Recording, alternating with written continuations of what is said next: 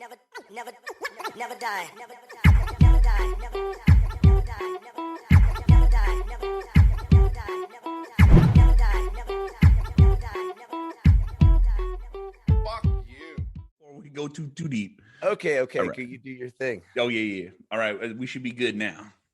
All right. Like I said, yeah, I'm super tired. Normally I wake up at like around 6 a.m. like pretty I don't have to set alarms or anything like that. That's like kind of my schedule, my body clock. But like I said, I made a huge error last night and put on the damn Zack Snyder.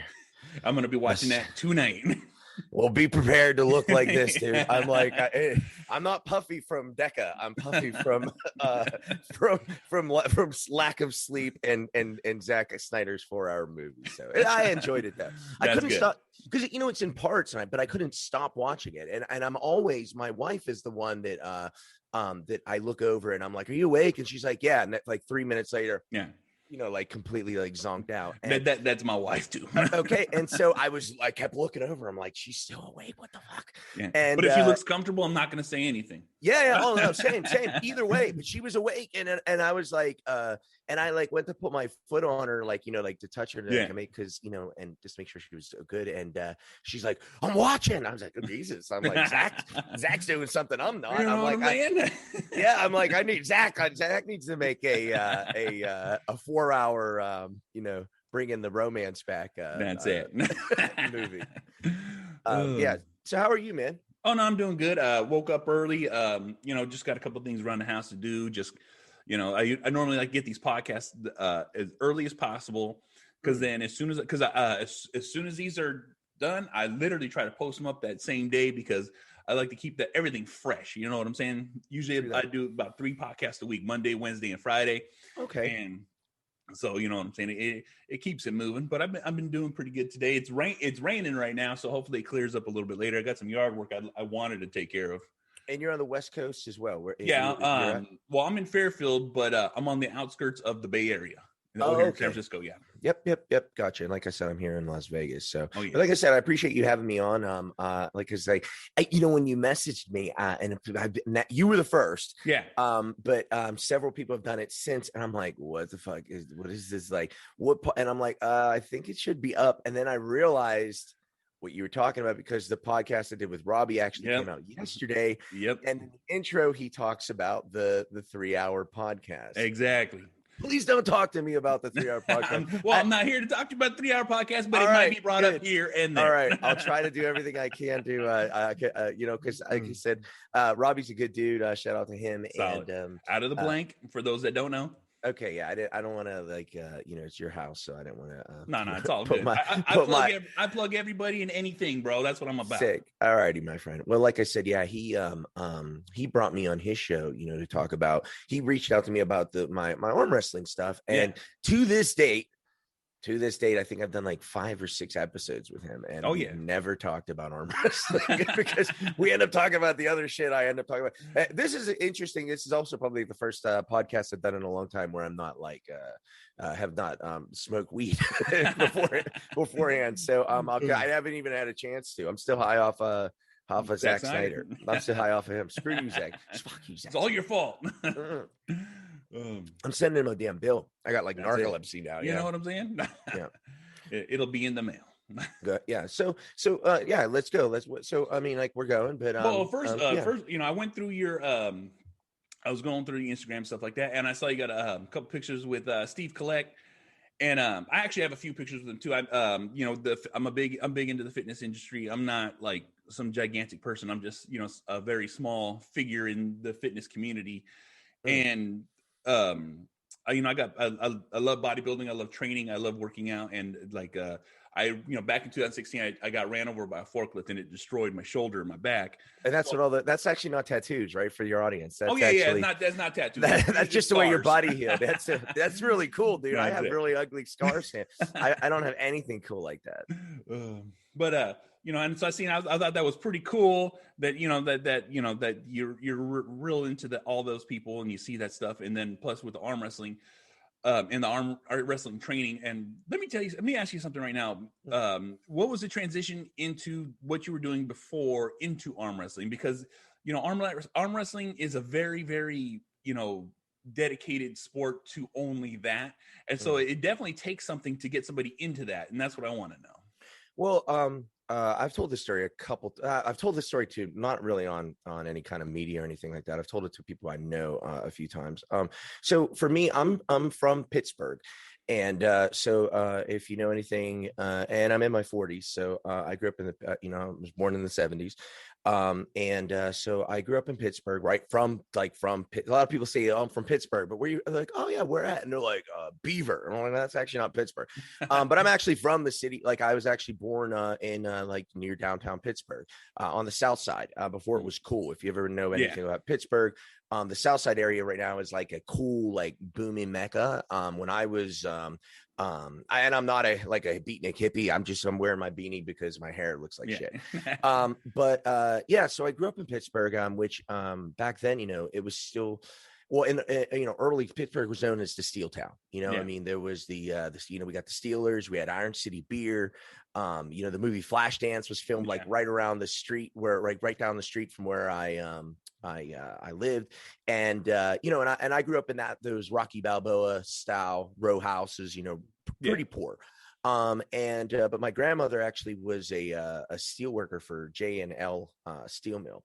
And so when I was young and, they would tell me, do chores or whatever, my grandma would always challenge, like, you say, do this. And I'm like, no. And then I'll arm wrestle you for it.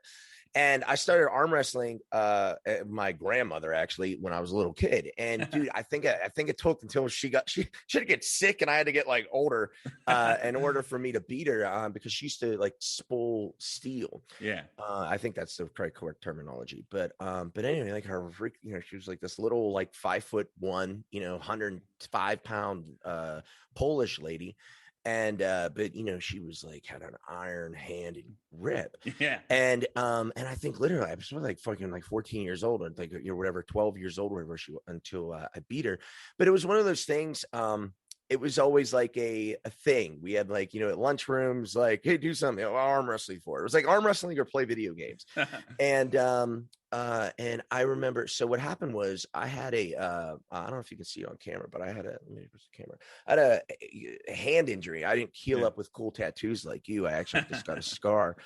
And the doctor told me that I was in high school, and the doctor told me I'd never be able to make a fist. Like they said, every time I make a fist, it would be like this. I wouldn't be able to close my hand all the way. Yeah, the tendons in there. Yeah, and so I had a tendon surgery. I had like the whole summer I spent with a button on top of my finger. It was really archaic looking. And, looking back now, I mean, you're talking about like 1992, 93. Yeah, the best they had then. Yeah, right. And but yeah, so the tendon was like, it was horrible.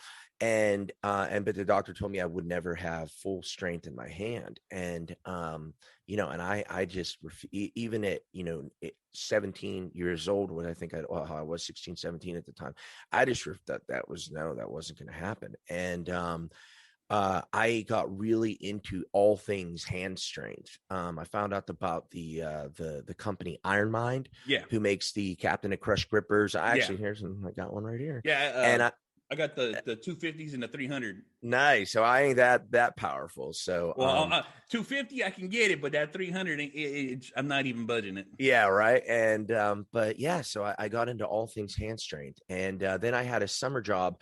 I wasn't old enough to like work, and so I was like, this was like where I was all around the same time. My memories a bit, but my friend's dad did roofing and did like industrial roofing. And so I wasn't old enough to do anything, or I didn't know how to roof.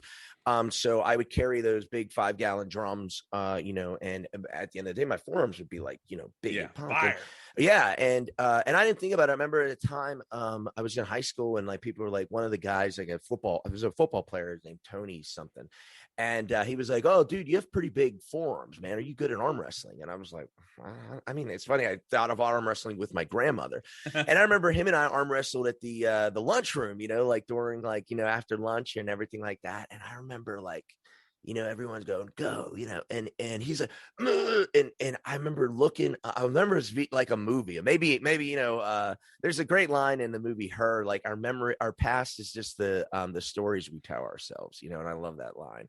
So I'm always like, do I remember this for how it was, or this how it was? This is how what it was, or this is how I remember it? If you understand what I'm Yeah, saying. I know exactly what you're talking about. And so I just remember it was like in slow motion, and this big, like middle linebacker on our football team in high school was, and I'm like 135, 140 pounds. Just like, I'm like, is he really trying? I don't, because it didn't feel like he was really trying. And I around that time too, there was a Sports Illustrated article that came out, and it was called Arms in the Man. It was by this dude. It was an article about this dude, world champion, named Dave Patton.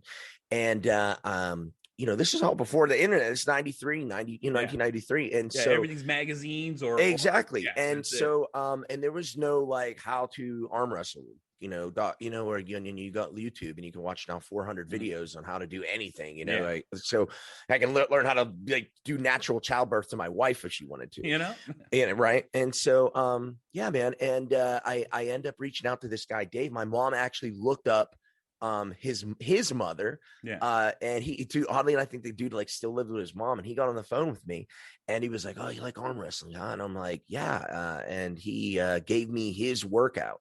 Now, I didn't know what that was at the time, but it would have been like the equivalent of getting like, Ronnie Coleman's steroid cycle, you know what I mean, or something like that, where you got this top secret information, and I just took it for granted. And then that was 94. I moved to Orlando. I started working down there, working for Universal Studios as a stunt actor and all this kind of shit like that. But then I decided to 9/11 happened, right? 2001, 9/11 happened. And I decided to internet's out by that time, and I decided to take a break from Halo. I was playing Halo on Xbox all the time. Big Halo player. All right, so I got the chief right here. You know what I mean? Motivates me. And but yeah, so I took the time off, and I drove from Orlando to Jacksonville during 9/11 because the show I was doing in Orlando, everything was like shut down. Yeah. So I drove to Orlando, or from Orlando to Jacksonville, met up with a guy named Greg Helm who ran the Jacksonville arm wrestling team. Okay. Entered my first tournament, lost because I didn't know the rules. The next tournament I entered, I was like the multiple time 70 kilo, 154 pound state champ for Florida. Nice. And then I that was like 3 years in a row, 2.5, 3 years. And then I took 17 years off. Yeah. And I got back into it 2 years ago. So, nice. Yeah, all right. With all the arm wrestling experience you have, how accurate is the depiction of over the top? Over the top is the worst thing that happened to arm wrestling, because a lot of people look at it as, I'm a huge Stallone fan. I fucking love the movie, but it's the worst thing to me, in my opinion, only because when you have something that's not mainstream, right? And this is all my opinion. So, but when you have something that's not mainstream and then show it to the public's, especially in a profile like that, like a Sylvester Stallone movie, that's going to be Bible to them. You know what I mean? And, so it's going to be Bible to them. And the thing I would, you arm wrestle. Yeah. Oh, so this is always good. So you have to turn your hat around to get strong. I'm like, yes, I do. I can't do anything. I can't even take a shit without my hat. Like if I'm gonna have sex with my wife, I got to put a hat on and turn it around, or else I'm it's like a switch. Yeah, it's a switch. It goes switch. It goes up. And then people, hey, do you drink motor oil? I'm like, I prefer orange juice, but yes, I do drink motor. But it's that kind of like stigma, you know what I mean, that that's involved with it. So it's great for the exposure of it, and I, a lot of people don't know that that was shot during a real arm wrestling tournament. To this day, the biggest arm wrestling tournament ever was the Over the Top tournament. Whoa. And they really did give away that truck that they showed, that Volvo tractor. That was the real prize for the trivia division. Right there. I definitely didn't know that. Yeah. And there's a guy in the movie, his name's John Brzenk. He's actually the guy that won that won that tournament. Yep. Nice. Mm-hmm. One of the actors, the actual actor that drank the motor oil and ate the cigar. Yeah. He was in another movie called Bigger, Faster, Stronger, and that movie was all about. And he was in there, and they were showing like the decline and stuff like that. But he was just an actor though that had a good body. And he was his name's Bruce. Was Bruce Wayne Wilhelm yeah, it was Wayne? something like that. Yeah, not Bruce Wayne. I'm still on Zack Snyder Batman. Damn it, yeah. Zack. But yeah, no, his name's Bruce. And he was actually a competitive arm wrestler. Oh, as okay. well. I seen the thing. It didn't say nothing about him being a competitive arm wrestler. They're saying he was an actor, just happened to be in a movie, and I was like, oh, okay. So he did arm wrestle, and he still competed and stuff like that. Through Circle, I think we're friends on Facebook actually. Because like if you're an arm wrestler and you have like one or two cool arm wrestling friends, you get to become friends with all of us. You know, it's mandatory. It is, yeah. I mean, because and that's the thing. It's a really community family group of people, man. And I mean, I think you can say it in anything, because like dudes like with tats are cool together, dudes that power lift are cool together, meth heads are cool together. You know what I mean, or whatever. So it's like once you find that common bond, it's pretty easy to relate. that relating thing. Yeah, absolutely. Yeah. I saw in one of your videos you were doing some strict curling in your bathroom. Have you dedicated any time to strict curling? No, it's starting to come back. It's funny. It is. Well, here's the thing, the sport, again, because everything can be a thing now because of social media, YouTube, Instagram, these things, you can be like right now. In theory, you have your own TV show, what I'm saying, or radio show, which, if you could have told someone 10 years ago, I'm going to have my own radio show, like, yeah, good luck with what budget? Well, it's like $9, you know what I mean? Like decent internet, a kind of a mic or, whatever. And you got a platform, and for the good or the bad, I think there's both, definitely. I'm sure you can agree with that. But, it's interesting. So, because of Larry Wheels, now this arm wrestling's got like a huge thing now, and, and I've got to, Larry's had, the two world US champions or North America champions, Michael Todd and, Devin Larratt, both on the show, or both over in Dubai training with him. And, I met Larry before. I consider myself friend. When I say friends, people use that word, but I consider myself friends with Michael and Devin. I have their phone numbers. If I have your cell number, I feel like we're friends. That is that friend level. Cool. When you exchange phone numbers, I don't have Larry Wheels. I don't have Larry Wheels' phone number, but he's done really great things for the sport as far as the exposure because of his massive following. Yeah, his massive size, his PRs, his everything he touches right now is gold because he's just doing ridiculous things that are just unheard of. You know what I mean? And it's not only that, he's not just a strong guy, he's a he's a cool dude, he's got a great personality, he's got that satanic laugh he's got, and he's got great charisma and stuff like that. And you can tell with this arm wrestling thing, you can tell he's kind of out of his element, and and he's learning. But for me, like it's interesting when I did that curl thing. I don't know what I curled, like 160 pounds. So I think it was.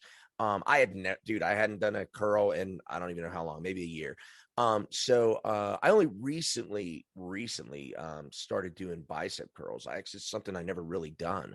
Arm wrestling is really a hand. I flex people, like, flex your best muscle. I'm like, that one. It's my thumb muscle in my hand. Like my hands are thick and fat. But arm wrestling really is like from your like fingers to your like wrist. That's where the biggest part of it is. So, another friend of mine, a guy who's become a great friend of mine. I don't know if you know the guy, Brandon Allen. Brandon Allen is a world record holder, power lifter, and really famous in the powerlifting world.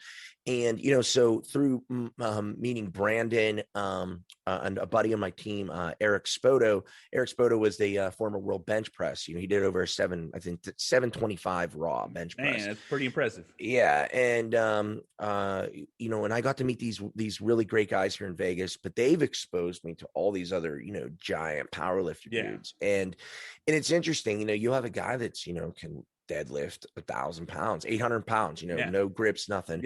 And, squat this and bench, 5 something. And they get on the table with me and they look at me like I'm like Kal-El from Krypton. Damn it, another Zack fucking Snyder reference. And, but they look at me like I'm from Krypton. And, because, I'm like 5'7.5", 180 pounds.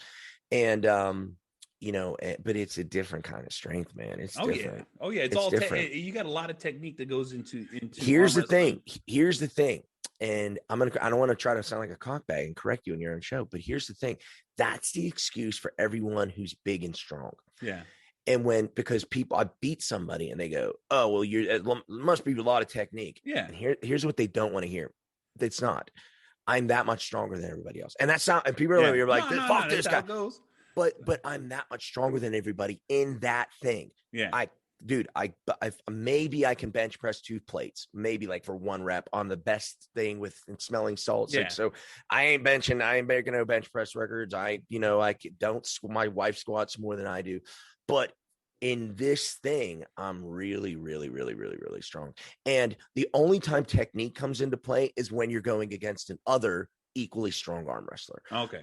But like, when I'm because I'll show these guys, I'm like, I say, well, why don't you do this? Get in a position where you're just using your bicep. Yeah. And these guys with, these giant, huge arms, and I'm going to use just my bicep, and they can feel because what it is the way one of the best ways I try to tell people is imagine you got your chest, your shoulder, your bicep, and your forearm, right? And most of the power you can put down, like you're a big, I can see, you're a muscle guy. Oh yeah, I'm 300 pounds. There you go, and you got the tank top to prove it. You're actually wearing a sweater. That's how big you are. You're wearing a long sleeve sweater. You know what I'm saying? Every time I put them on, they just fall off. I can't. I get it. No, I get it, man. I buy kid things from Build-A-Bear and Baby Gap to I try to look as big as possible.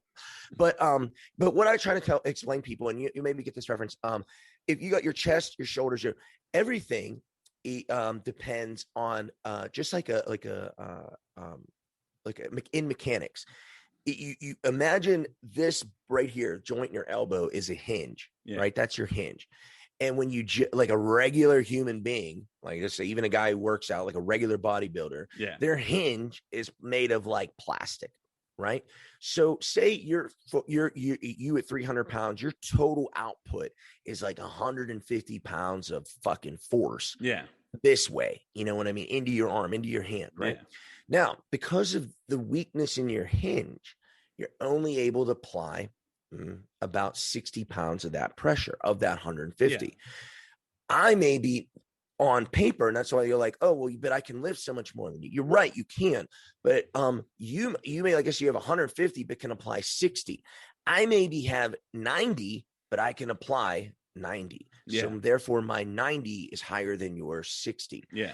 And that's the best way I can describe it. It's because as your hinge gets stronger, it's like instead of being plastic, now it's made of wood. Yeah. Now it's made of stone. Now it's made of steel. Now it's made of diamond. Yeah. And I'm like still working. Grandma could always just nail you. Exactly, because she's 105 pounds, and at 105 pounds and 5'1", it's clearly not a muscular thing, even for a 14-year-old guy, boy, you know what I mean? Like, and I was always athletic and stuff, but it's but that's the thing, and that's what, just like anything, when people say to me, aren't you afraid to get hurt? I'm like, dude, you can get hurt doing that's exactly. Like doing deadlifts. Hold my back out, putting on my shoes. Dude, well, that too, you know what I mean? But I'm saying when people say, I saw I'm like, I can take you there. Oh, dude, no, man, no. And these are, bodybuilder guys. I'm like, oh, dude, I saw guys blow out their arms, break their arms. I'm like, I've seen people's on a leg press machine, their knees collapse backwards. Exactly. I just saw you, and they're like,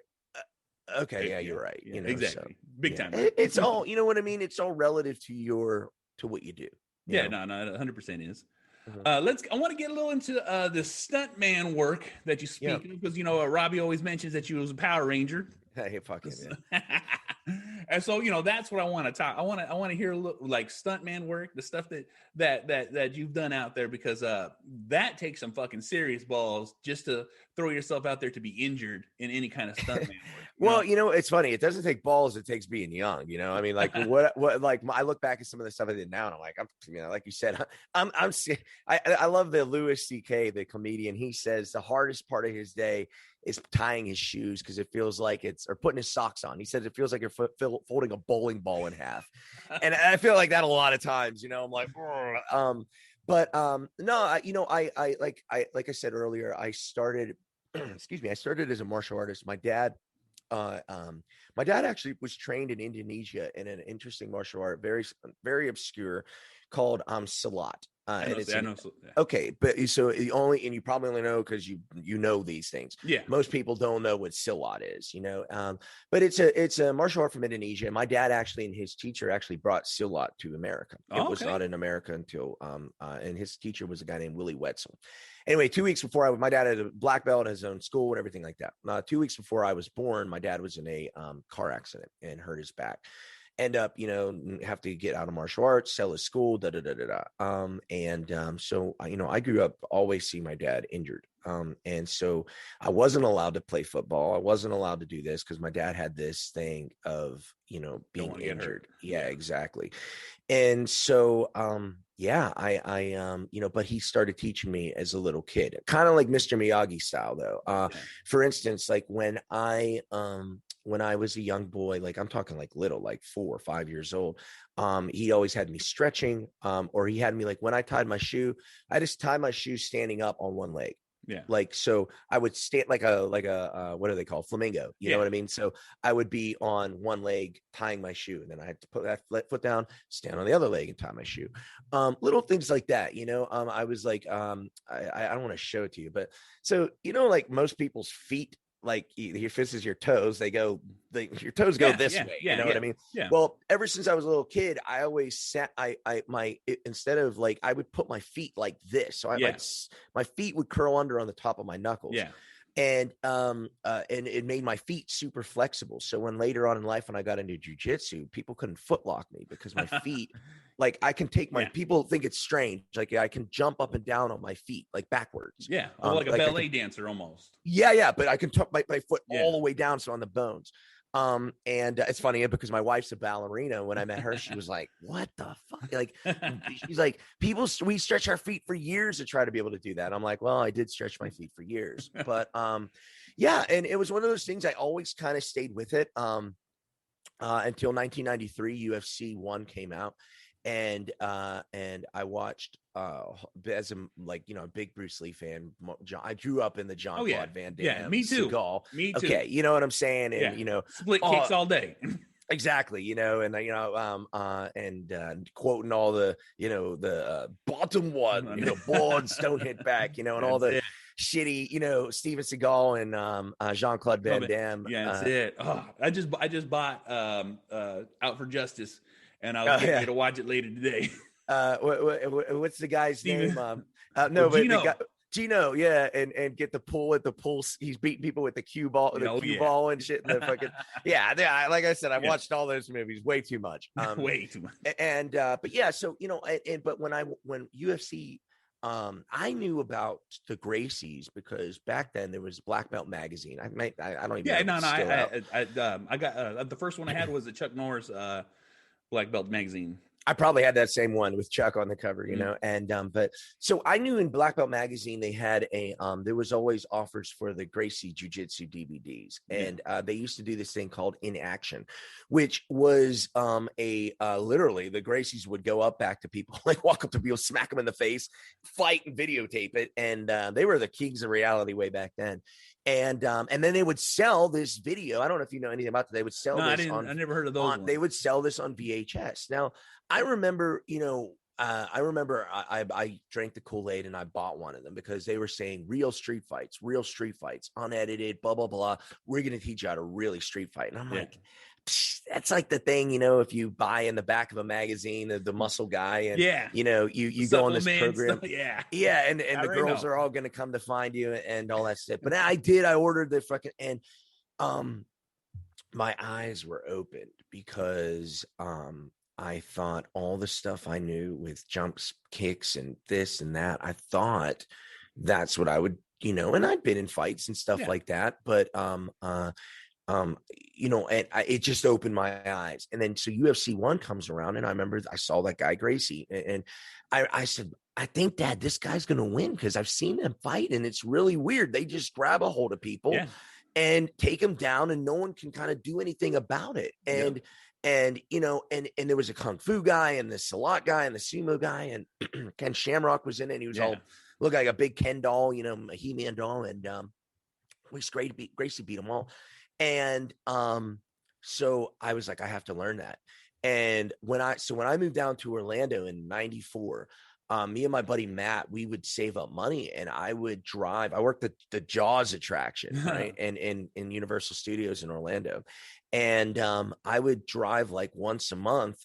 We would pay money or save up our money and drive down to Miami and take a jujitsu lesson with the Valenti brothers. Yeah. Now there were only 3 places you could learn jujitsu. Jujitsu is like Starbucks now. Yeah. But there was Torrance, California with the Gracies. Henzo Gracie was in New York, New Jersey, and then the Valenti brothers were in Miami. So I started jiu-jitsu way back then, and never did I think there was going to be, you know, me stretching and doing this and that was going to lead into anything for making money. You know what I'm saying? So in 95, 96, I was working at, like I said, I was working like $6 an hour working at Universal Studios as the Jaws ride. Yeah. And my supervisor came up to me and he said, "Hey man, you know, they're building this Terminator thing." Now we all heard the rumor at Universal at the time was it was going to be an indoor roller coaster similar to Rock and Roller Coaster, Space Mountain. That's what we heard, but based on the Terminator.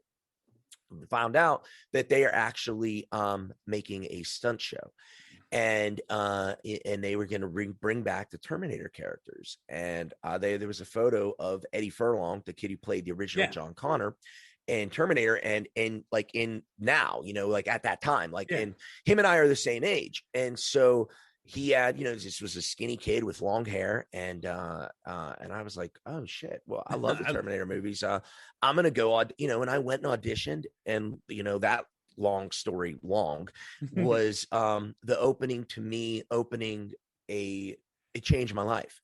To make like take the next from 96 till 2019, my life changed because of that audition and that opening into that world. I met so many people. I got to travel the world. I got to become one, you know, a Power Ranger, a Ninja Turtle, you know, I'm taking stunt world, stunt times. Yeah. And all the way up to, I actually was a performer with Cirque du Soleil. Okay. And that's the reason I got out of my, that's the reason I got out of arm wrestling, because I learned how to do hand balancing at 19 years old. Yeah. And so when you're doing handstand, your hand's always like this. When you're arm wrestling, your ideal position is like this. Yeah. So from the 2 years plus I was put into arm wrestling, I was losing my range of motion. Yeah.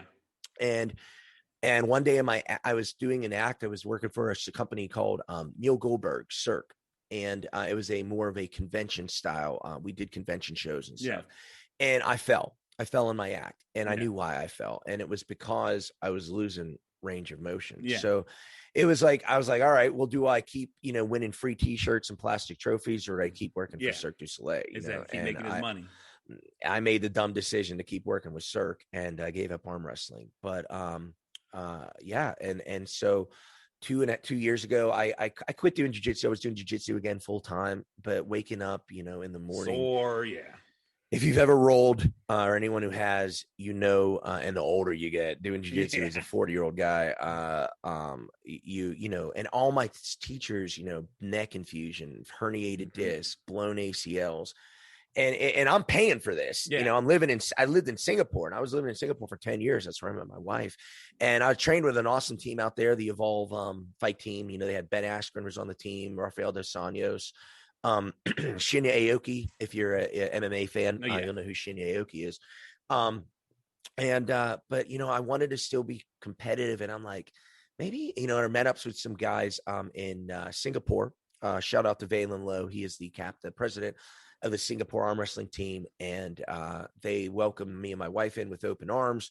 And I got back to training, and and again, I just love it, whether you're in Singapore or in Vegas, Orlando, Milwaukee. The arm wrestling world is just such a cool group of guys and girls, man. And we're just the nicest people. That's always good to hear, because like I said, these communities, when you get in these tight-knit communities, you know, I have my hands in everything, but as a podcaster, you know, I have a super tight niche podcast community that I can rely on. And just like you said, they welcome you in, they help you, they talk to you, they point things out to you.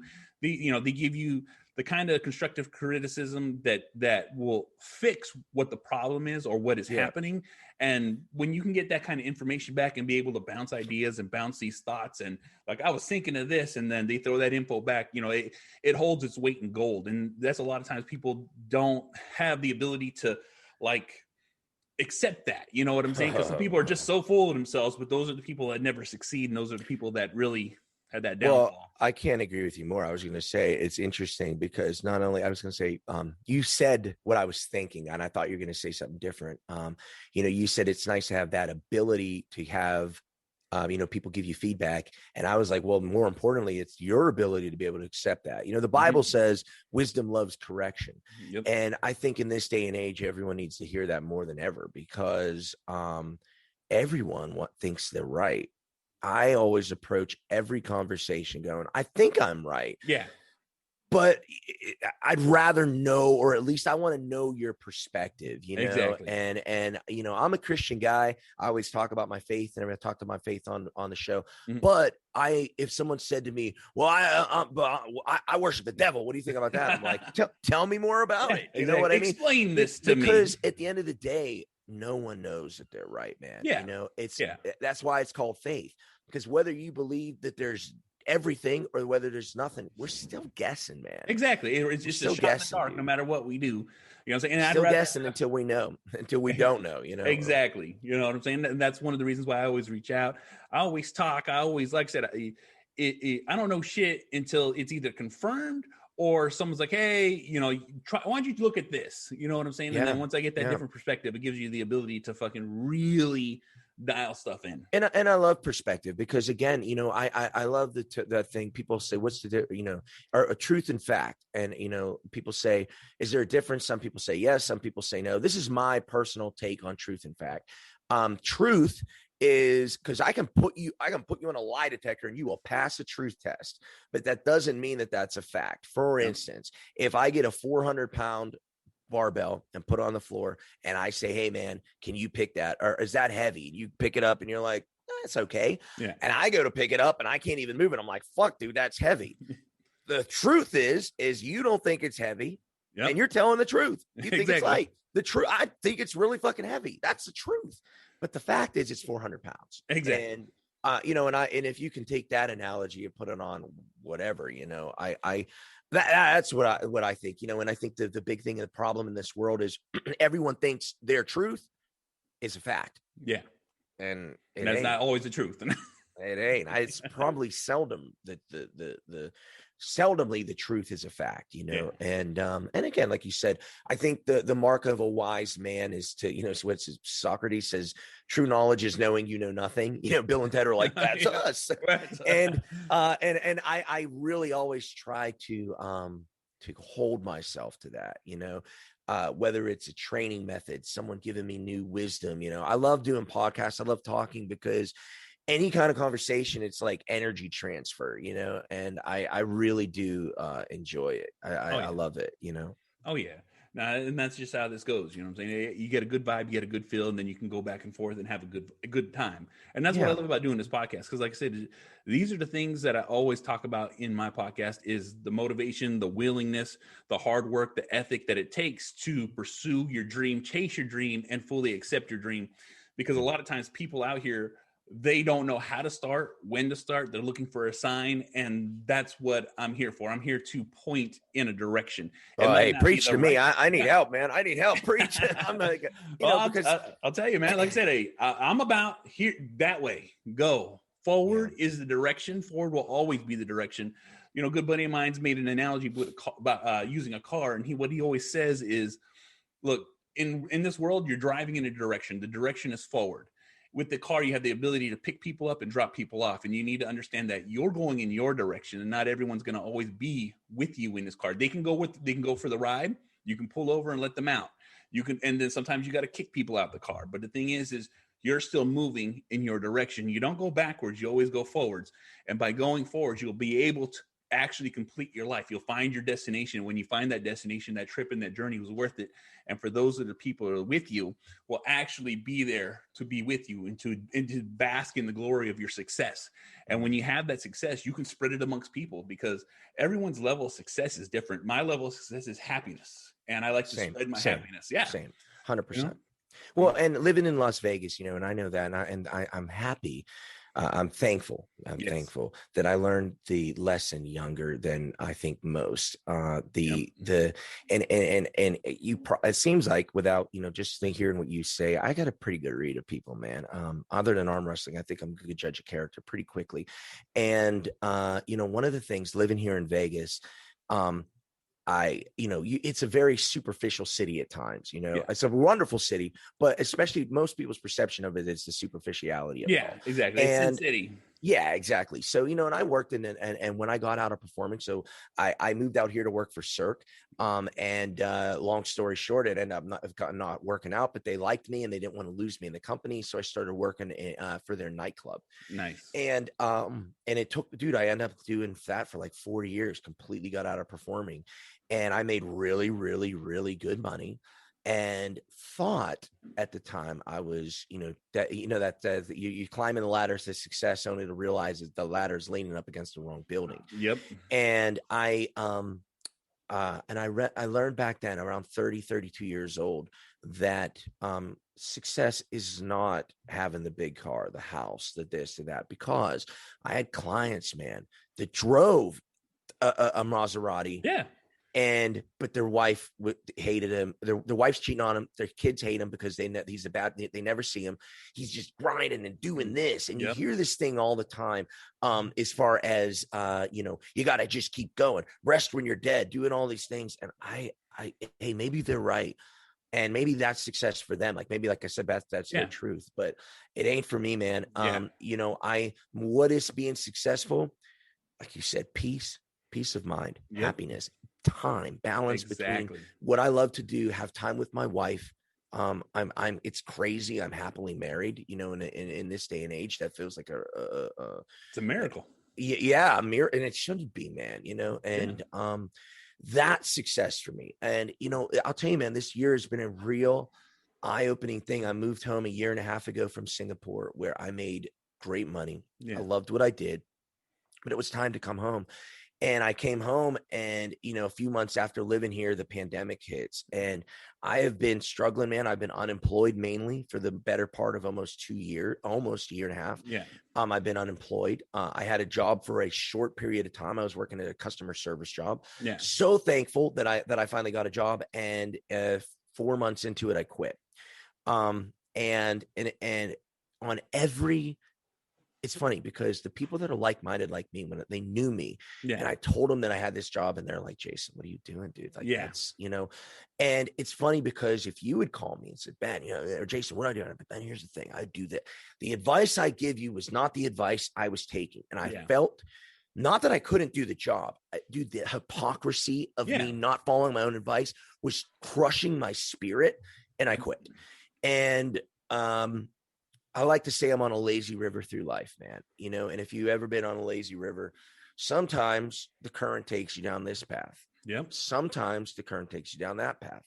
And in my life, there's been a few times where I saw that path and I fucking started swimming toward it, man. And dude, it was bad, whether a bad relationship, a bad job, this or that, I really, really wanted to go down that path. And I'm not here to try to debate people that work hard till you're dead, chase this, chase that. No, everyone's cup of tea is different. Hey, but it ain't mine, man. And I used to have, dude, I have a Rolex watch. I have an Audi, that's paid for and all that stuff. Not in a bragging way, but I'm like, I have that stuff and it don't mean shit. Exactly. I don't give a shit about it, because guess what?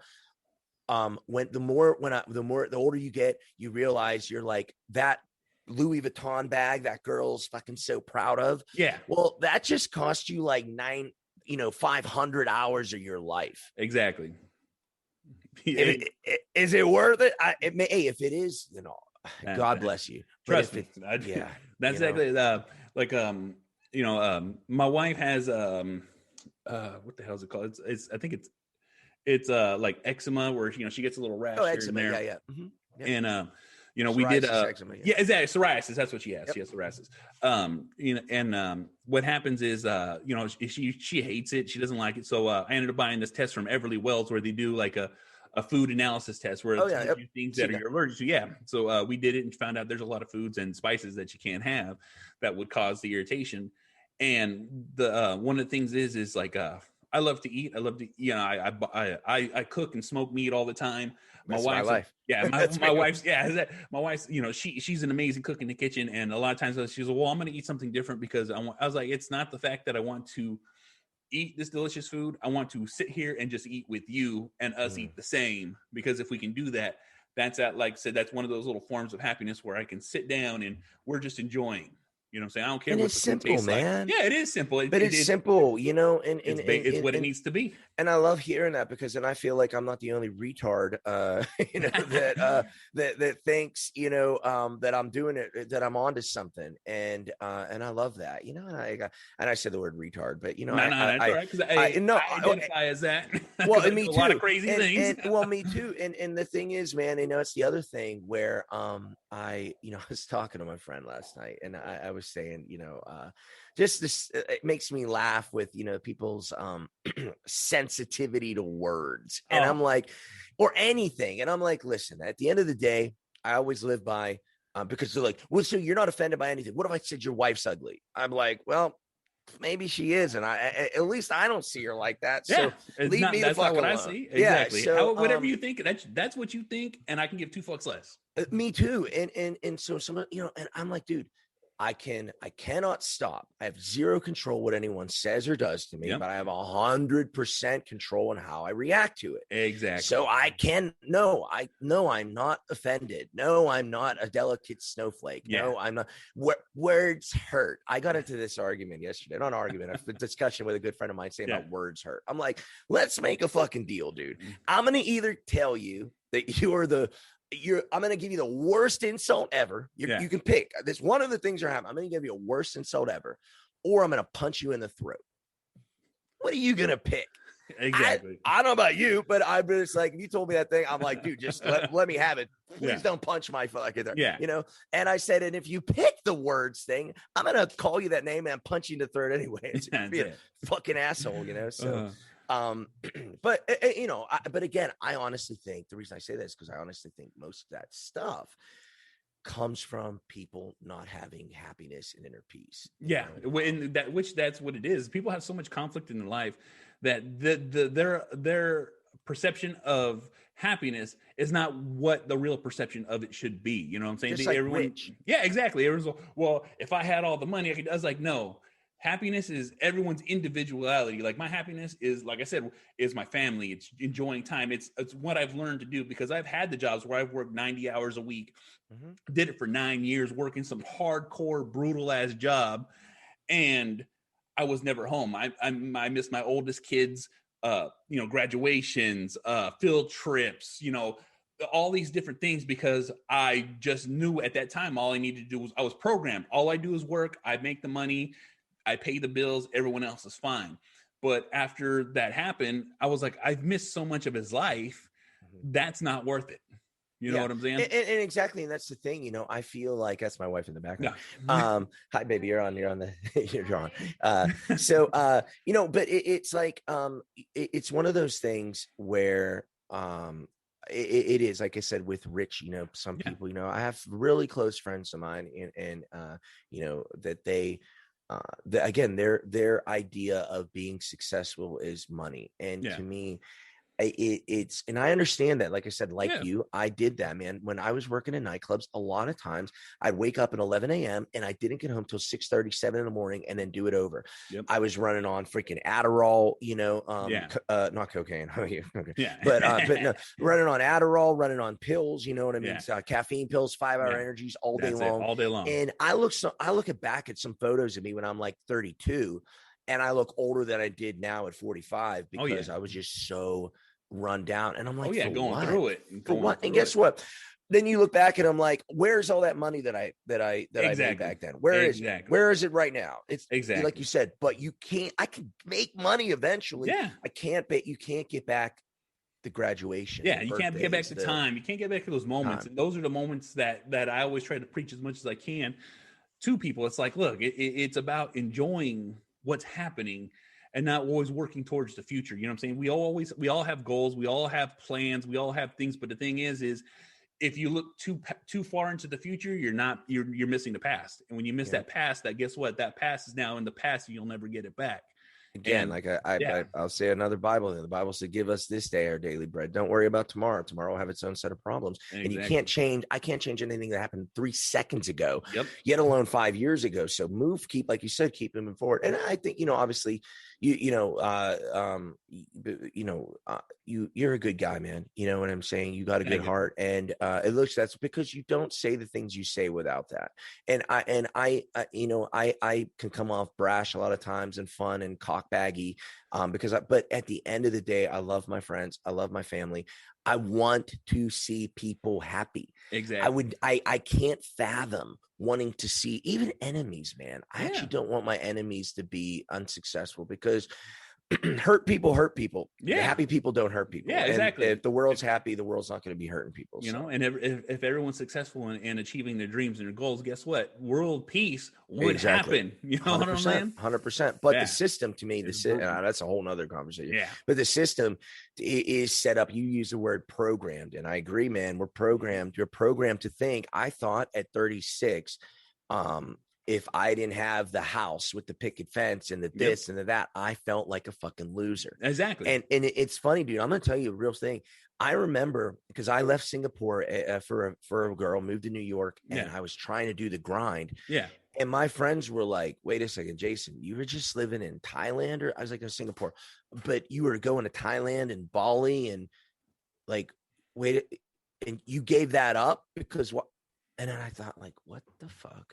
Yeah, I was so like worried about thinking what someone else's definition of success was.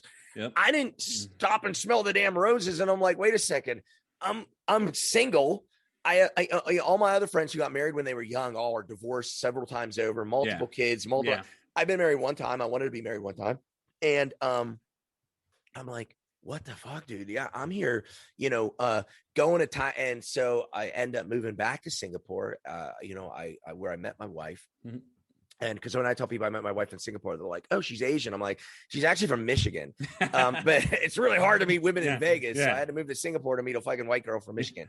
But yeah, man, it's so crazy to me. And I think like you, the vibe I get off you and the reason you're telling people was because, and correct me if I'm wrong, and I'm not trying to be a psychoanalyze you, but it seems like you're like, dude, I made some mistakes. Oh, yeah. And same with me. And you're a man, you're old enough to be like, I want to pass this wisdom on to younger people to help them, and I feel the same way, man. I feel the same way. Yeah, no, that's exactly it. Like I've been through the meat grinder of life, went through, like I said, I've gone through 2 divorces. Yeah. I have 4 kids, 3 kids with my first ex-wife, 1 kid with my second ex-wife. And I'm married now to a beautiful woman who literally will fucking deal with all my bullshit. It's awesome. Same. The thing is too, is like, I've gone through all these things. And because I've gone through all these things, I have accumulated so much knowledge of situations. Cause like growing up, I've always been close to like the older people in my community and the older people within my circles. And they're like, hey, here's a bit of information. I see you going through something. Try this. Or like, hey, guess what? If this ever happens, say this, do this. And so I always remembered, and I've always listened. I've always had an open ear and willing to accept people's advice. And because of that, I just, like I said, and especially going through things, I'm like, why not give this knowledge out? You know what I'm saying? I try to teach my kids the same things as they're growing up. And I'm also, part of this podcast is about passing on this knowledge to teach people that, guess what? There's always a way and ability to fix your situation. Yeah. You just got to make sure that you see it.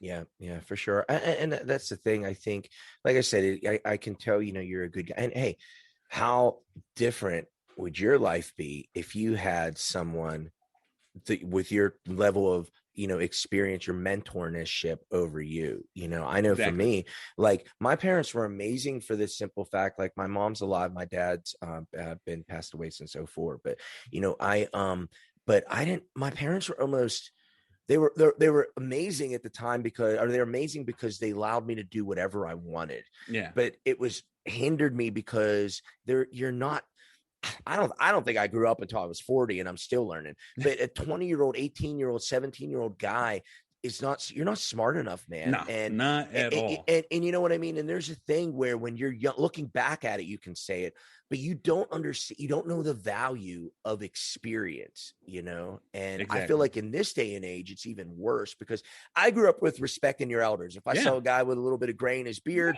I'm like, I'm listening to you because I think you just done more than me. Exactly. I'm going to listen. Where, I meet guys that are like 25, 26 now, and they're Mr. like, know-it-all. Exactly. And I'm like, don't your world shut off to them because I got the internet in my hands. I can figure anything out.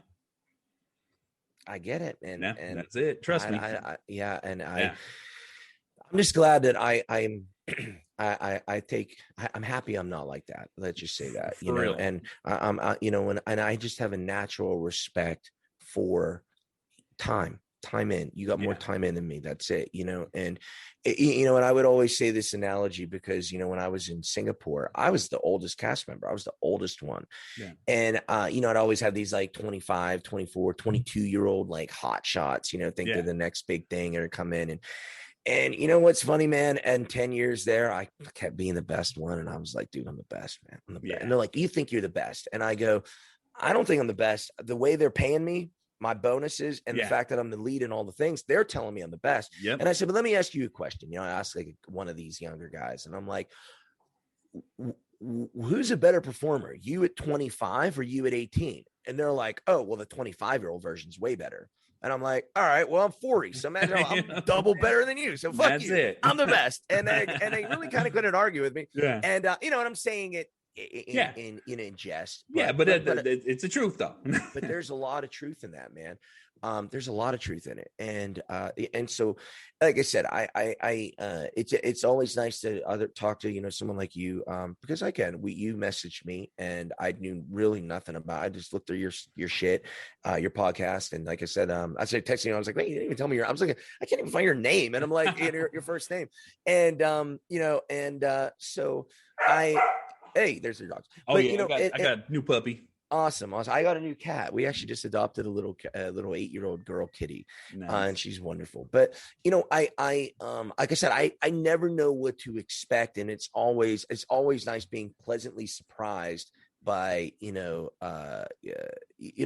finding other like-minded dudes that are out there thinking the same thing. And it gives you, whether it's we're all fucking too crazy together or, maybe we're onto something here. Man. Exactly. Which is the truth. We are onto something because that's our truth.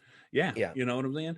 And like I said, that's just one of the things too, is like, in this podcasting community that I'm in, just being able to network and branch out and find like-minded people, it's just, what I'm saying, it really, like, because like I said, a lot of times, a lot of people's messages are never heard, but these podcasts that are out here, guess what? They're heard.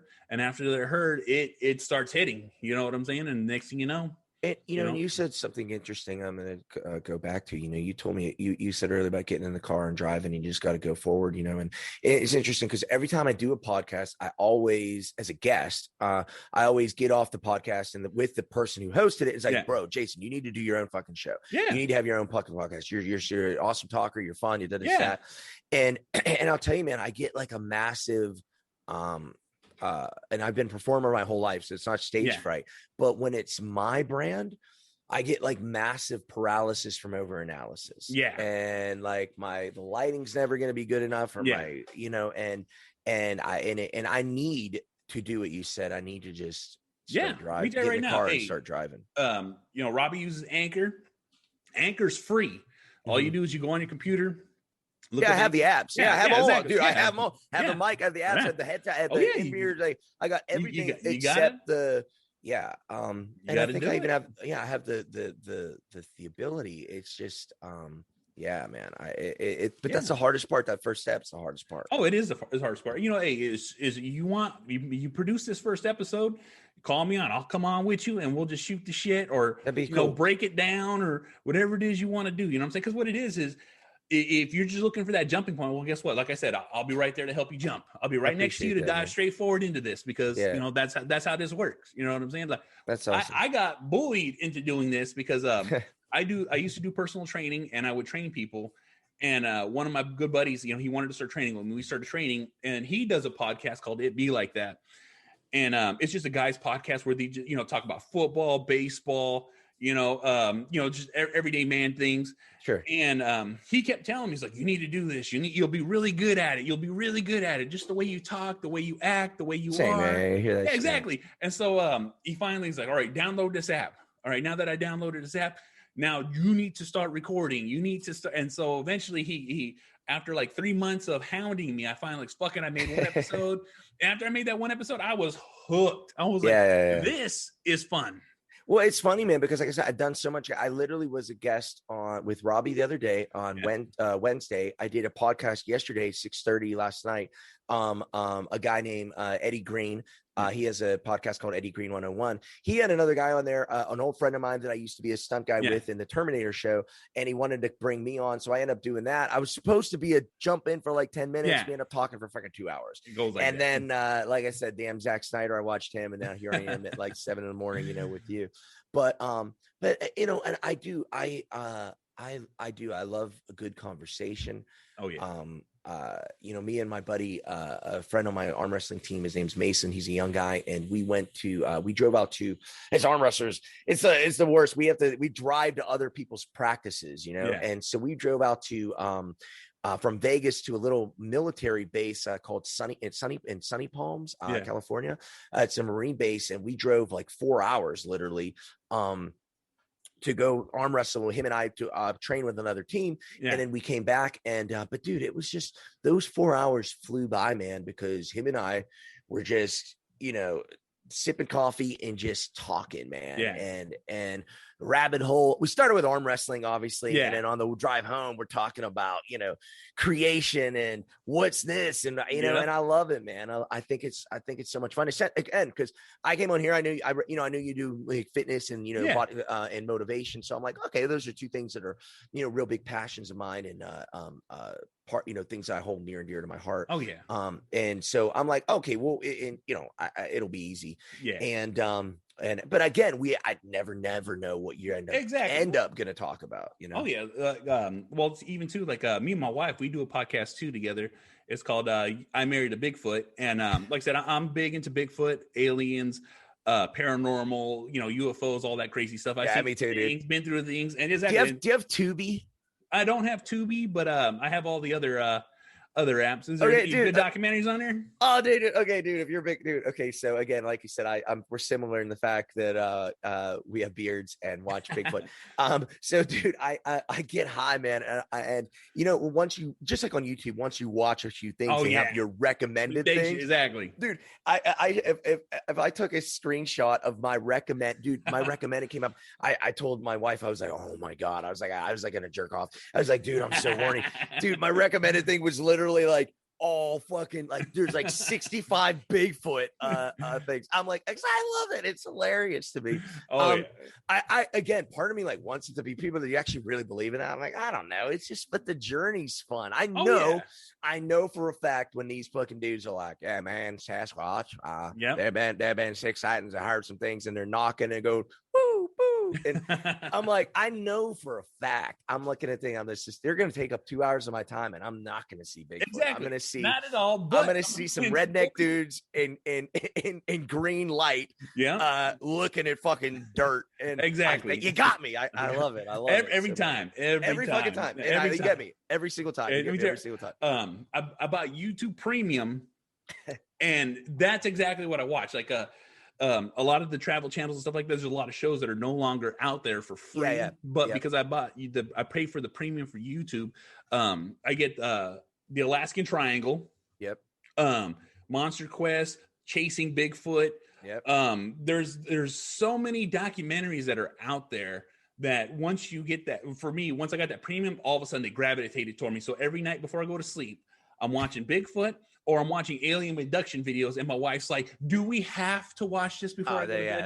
That's my wife it's mandatory. too. My wife's like, great, now I got to watch cartoons. Exactly. Always, and I'm like, dude, it's so funny because, dude, get on Tubi, it's free. Oh yeah, I'm gonna have to check it out. Search one Bigfoot thing, and dude, just text me back, and I'll be like, you're welcome. You're welcome, dude. There's so many like Bigfoot to this. There's like Bigfoot to that. Bigfoot's an alien. Bigfoot versus aliens. It's like, dude, I fucking love it, dude. And I like I said, I kind of hope it's real, I hope. Yeah, well, like I said, I had my own experience. I didn't see anything, but I did hear something, and then I saw some evidence after, and so it was pretty fucking brutal. And I was like, all right, I'm fucking believe. You know what I'm saying? Dude, I want to believe it. I just know, I just seen, all my years with doing jujitsu and going to, gyms. I've seen dudes that, in the shower, by accident when you walk by, and I'm like, fuck, that's like half Sasquatch. I haven't seen Yeti, but I'm like, I think he's motherfuck Bigfoot, and that's who he is, Hey, let me tell you right now, if I didn't trim my body hair down. Well, you look a lot like my buddy Brandon Allen, and because like I said, he's like this big burly, like he's like you with more fucking like the tats, the big, but his beard's longer, his hair's longer. He looks like if Christ had sex with Bigfoot, the offspring is Brandon Allen. So shout out to you, Brandon. There he is, Brandon. But look him up. He's a look him up. He's a funny guy. Yeah, he's got a big following. If I can find him, I'm gonna tag him in it. No, dude, yeah. But he's a really good guy, and I'm actually going to his house tomorrow. We're going to have arm wrestling practice. Again, he was a full-time power lifter. Yeah, and now he has switched to he's still training, he's still powerlifting, but his goal is arm wrestling now. So we're trying to do a lot because the community's small. I have a lot of friends too.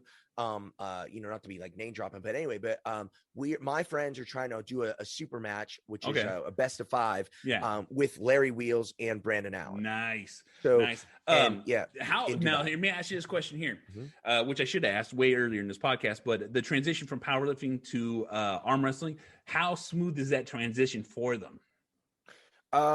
It's a matter of it's the hinge. They have all the fucking power here, all the power in their, it depends. When I find again, the key to the power lifters or bodybuilders that have success in arm wrestling are the people that rely on their hands. Okay. The guys that use straps and belts and everything, wrist straps to hold on to things like deadlift. They are dog shit. Okay. The guys that do everything with no raw are it's pretty a lot more solid of a hinge then. Yeah, I mean, like I said, like with Brandon and I, like the first when Herman and I, he was just like, "What the fuck is this?" Because we get on the table and now it's like he's been at it about a year and a half, and he's strong as fuck now. In order for me to have a match with him, I gotta hit him because speed, just like in any combat sport, speed's a big deal, and if I can hit, I'm real fast. Even at 44, I'm still really, really fast, and from all my years of martial arts and stuff, I'm fast, and I can hit him in his hand, and that's where I had. But if like he slows me down, and we call it catching. It's a bad day for me because he's, dude, the motherfucker like benches 600 pounds, squats 1,000, deadlifts 8,000, whatever. So that's it. But he's a wonderful, wonderful human being, and him and his wife have been nothing but wonderful to me and my wife. That's good. It's always good. But the transition for powerlifting is. But if you ask me, what is the one, what sport translates into arm wrestling the most? Yeah. And it's a loaded question because it's not a sport, but anyone who's a mechanic, welders, roofers, all those guys, because they're doing hundreds of reps with these little muscles in their fingers and hands, and their hand. When you shake a guy's hand who's been doing, can tell. You know what I mean? Like you can see a guy who looks amazing naked. You know what I mean? No homo. Or shout out to my homo friends. But you know what I mean? The guy's like, dude, this motherfucker's a specimen. And you shake his hand, and you're like, he never worked a day in his life. I could whoop your ass, dude. You know what I mean? All cosmetic. And then you see a dude that's just kind of just like, it looks like a normal dude. You shake his hand, and you're like, solid. His hands are thick and and you're like, dude, he could squeeze my fucking head off, Exactly. And And I always admired that, you know what I mean? The guy, you shook their hand, and I feel like I'm that guy now. You know, people shake my hand, and the first thing they're like, what do you do? And I'm like, what do you mean? And you know, it sucks. I can't intimately touch my wife without hurting her. It's like she's always like, Jason, your hands are way too strong. So yeah, but we're trying to figure that out. But yeah, so it's like those guys are the guys that make the transition. Oh yeah, you know, that's good. The best. Yeah, that's what I like to hear. Yeah. All right, brother. I think we did about an hour, man. Easy. So, easy. This, like I said, that's why me and Robbie, dude, thank God we can talk about the flat earth. You know? 6, like SpongeBob, 6 hours later. Exactly. Now, hey, trust me, I can go off the deep end with the shit that I think about all that stuff. Hey, have me back on, man, and we'll do an all Bigfoot fucking, an all Bigfoot aliens thing. We are definitely gonna do that because, like I said, let's set it up so maybe we'll come back in maybe the end of the month. Oh, hey, and give us an opportunity to rewatch, you know, put in some time so we can fucking peel the lid off of this. Yeah, no, for real. Dude, have me back on. I will talk about no one's ever invited me to an all Bigfoot chat. Oh yeah, we're definitely gonna be doing that. I fucking love it, man. I love it. Well, dude, like I said, man, thank you so much for having me on. It's been a pleasure. It's been a pleasure talking to you as like sharing your just some you know your thoughts and stuff to me. It's inspiring. I love it, man. I love hearing I just love knowing there's other and like-minded people, man. No, I wasn't going to say that. I was going to say there's other good dudes out there, man. Thanks for being a good dude. Thank you, brother. I appreciate that. Yeah, is there anything you like to throw out there into the internet before we shut this down? Yeah, if you want to follow me on Instagram, my name's Jason Latona, and Jason Latona is my YouTube page. I just started a YouTube channel. I actually put up a funny little video. It's got about 1,700 hits on it already. All right, I watched it yesterday. Oh, did you really? Yeah, the arm wrestling one. Yeah. And but yeah, I'm kind of focusing right now just to build a base with the arm wrestling. But eventually, I want to branch. Who knows? I'll arm wrestle. Maybe I'll go into the woods and find Bigfoot. You know, but that's what I based when I go and look for him with the cameras at night. That's what I based it after, the finding Bigfoot thing. That's it. That was the motivation. So I knew to get that reference. Well, but dude, thank you so much. That's all good. I'll put all your links, all the stuff in the information in the notes for those that are listening. You can easily find them right there. Thank you, sir. Thank you. All right, I'm gonna stop this. Never die. Always living. Always living. Always living. Always living. Always living.